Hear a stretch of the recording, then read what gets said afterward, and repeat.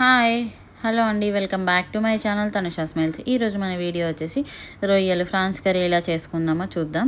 సింపుల్గా రొయ్యలు అయితే ఇలా కడిగి పెట్టుకున్నాను. దాని తర్వాత 2 పెద్ద సైజు ఉల్లిగడ్డలు ఇలా కట్ చేసి పెట్టుకున్నాను. పచ్చిమిర్చి, అల్లం ఎల్లిగడ్డ పేస్ట్, చింతపండు ఇలా నానబెట్టుకున్నాను. ఇంకా ముందుగా అయితే స్టవ్ ఆన్ చేసేసుకొని ఇంకా బౌల్ అయితే పెట్టుకుంటున్నాను. దాంట్లో అయితే ఇంకా ఆయిల్ కూడా యాడ్ చేసేస్తున్నాను. నేనైతే రొయ్యలు తీసుకున్నది మాత్రం 250 గ్రామ్స్ తీసుకున్నాను. సో దానికి సరిపడా ఆయిల్ అయితే వేస్తున్నాను.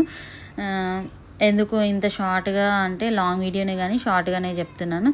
నేను స్పైసెస్ కూడా ఇంకా డైరెక్ట్గానే చూపిస్తాను, ఏమేమి వేస్తున్నాను ఏంటి అని చెప్పేసి. సింపుల్గా రొయ్యల కర్రీ ఎలా చేసుకుందాం అని చెప్పేసి. సో నేను ఎలా చేస్తాను అనేది మాత్రమే చూపిస్తున్నాను. ఇంకా మీరు కూడా ఎలా చేస్తారో ఇంకా కామెంట్ సెక్షన్లో నాకు కూడా చెప్పండి. ఇంకా ఆయిల్ అయితే హీట్ అయిపోయింది. సో జీలకర్ర అయితే యాడ్ చేసుకున్నాను. పచ్చిమిర్చి ఇంకా అల్లం ఎల్లిగడ్డ పేస్ట్ కూడా వేసేస్తున్నాను. ఇంకా అవి కొంచెం ఫ్రై అయిన తర్వాత ఇంకా పసుపు కూడా యాడ్ చేసేస్తున్నాను.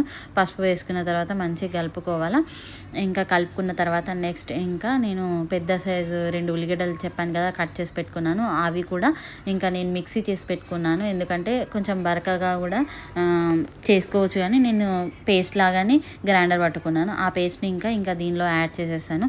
యాడ్ చేసిన తర్వాత నెక్స్ట్ ఇంకా ఇక నూనెలో మంచిగా అది వేగాల. ఎందుకు అనంటే పచ్చి వాసన నేను డైరెక్ట్గా ఫ్రై చేయకుండా డైరెక్ట్గా వేసాను. అందుకోసమే ఇది మంచిగా ఫ్రై అయ్యేంతసేపు కొంచెం వెయిట్ చేయాలి. ఒక 2-3 మినిట్స్ అట్లా వెయిట్ చేసిన తర్వాత నెక్స్ట్ ఇంకా ఇప్పుడు లిడ్ పెట్టేసుకున్నాను. క్యాప్ పెట్టేసుకొని కొద్దిసేపు వెయిట్ చేశాను. 2-3 మినిట్స్ అట్లా కొంచెం ఫ్రై అయిపోయినాయి. అది గోల్డెన్ బ్రౌన్ కలర్ వచ్చింది, మనకు కనిపిస్తుంది కదా.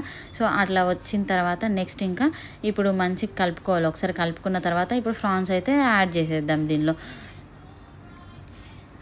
ఫ్రాన్స్లో నుండి అయితే మొత్తం వాటర్ తీసేసుకోవాలా, ఎందుకంటే ఆ వాటర్ దీనిలో వేస్తే బాగుండదు కదా.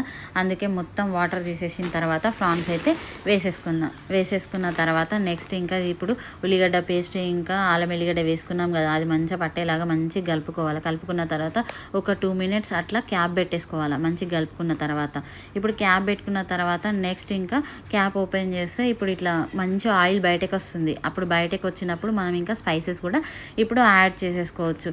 ఎందుకంటే అవి మంచిగా కొంచెం ఉడికిపోయి ఉంటాయి. అందుకోసమే ఇంకా స్పైసెస్ అయితే యాడ్ చేసేసుకుందాం. కారం వేస్తున్నాను. మేమైతే కారం కొంచెం ఎక్కువనే తింటాం, అందుకే 2 స్పూన్స్ ఆఫ్ కారం అయితే యాడ్ చేశాను. దాని తర్వాత నెక్స్ట్ ఇంకా ధనియాల పొడి కూడా యాడ్ చేశాను, 1 స్పూను. నెక్స్ట్ ఇంకా మిరియాల పొడి కూడా 1/2 స్పూన్ యాడ్ చేశాను, ఎందుకంటే కొంచెం ఘాటు ఉంటుంది కదా. సో దానికోసం ఇంకా లవంగాలు అట్లాంటివి ఏమి యాడ్ చేయలేదు నేను, అందుకే కొంచెం ఘాటు ఉంటుంది కదా అని చెప్పి మిరియాల పొడి అయితే కొంచెం యాడ్ చేశాను.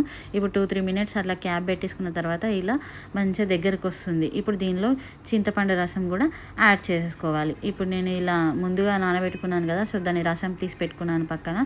సో అదైతే ఇంకా యాడ్ చేసేస్తున్నాను. ఇప్పుడు దీన్ని కూడా మంచిగా కలుపుకోవాలి. యాడ్ చేసేసుకున్న తర్వాత ఇప్పుడు మళ్ళీ ఒక 2-3 మినిట్స్ అట్లా దీన్ని మంచిగా ఉడకనియాలి. చింతపండులో మంచిగా ఉడికితేనే ఇది మంచి టేస్ట్ వస్తుంది. రొయ్యకు కూడా మంచిగా పడుతుంది.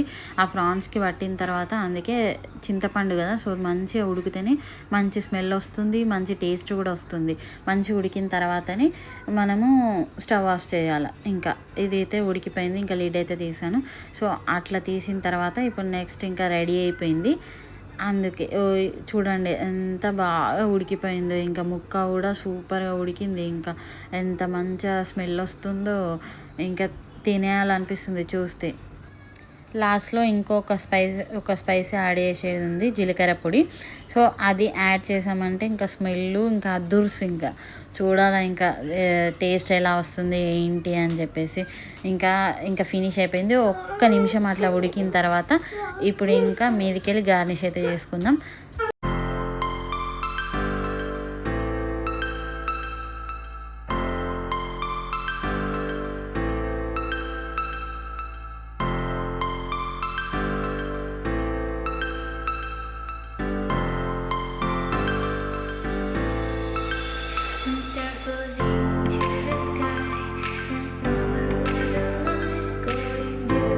And ఈ వీడియో నచ్చినట్టయితే please like, share and subscribe to our channel Tanusha smiles.